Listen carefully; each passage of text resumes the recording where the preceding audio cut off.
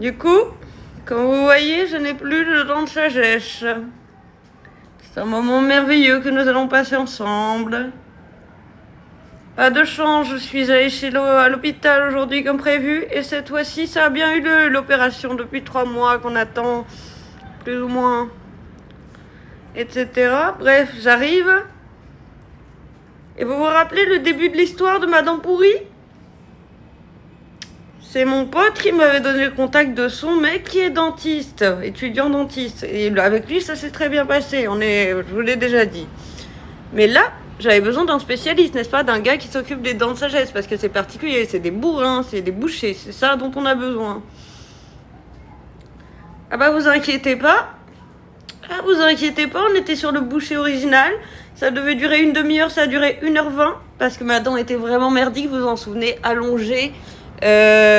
Sur la dent, enfin dans la dent d'à côté, celle qui est carriée, donc parce que moi ma dent de sagesse ne me faisait pas mal, hein.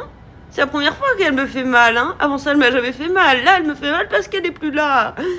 Et parce que le mec a tapé dessus avec des marteaux, a tapé partout dans ma bouche, il faisait pas attention à ce que je disais j'ai mal. C'est pas juste inconfortable, ça fait mal. L'anesthésie ne prend pas, je résiste à l'anesthésie. En plus, vous le savez, je prends des antidouleurs tout le temps parce que j'ai une très bonne résistance, malheureusement, à ça. Et du coup, j'avais mal. Et il était là en mode, non, mais t'inquiète, ça va aller vite. Comme je vous l'ai dit, 1h30 au lieu de 30 minutes. Ça vous donne déjà des informations sur l'horreur que ça a été. Ensuite, c'était c'était les commentaires qui sortaient, ce fameux dentiste. Parce qu'au final, mon pote, quand je lui ai demandé, il est bien ce dentiste-là ou pas? Il m'a jamais répondu. Et il y avait une raison. C'est que ce dentiste-là, il est pas bien du tout. Parce que le mec de mon pote, qui est donc dentiste aussi, t'as déjà eu un partenaire. Et en gros, le mec, c'est un énorme bourrin, mais vraiment, c'est-à-dire beaucoup plus que normal. Le mec a passé, par exemple, m'a fait des réflexions en mode, ah putain, mais qu'est-ce que tu me fais chier à venir de France pour me donner du boulot avec ta dent de merde, là? Il dit ça à la patiente qui a allongé la bouche ouverte, des crampes, en train de pisser le sang, parce que les gars, je me suis noyée dans mon sang. J'étais couverte de sang.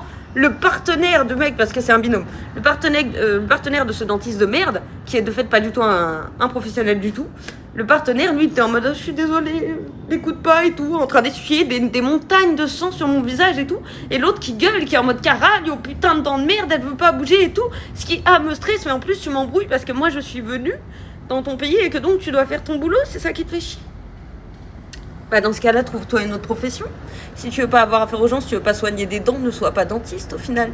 Donc bon, il a réussi à virer mes dents de sagesse. Enfin, celle du bas surtout, parce que celle du haut, comme je vous l'ai dit, très simple. Mais alors, putain, c'est un carnage.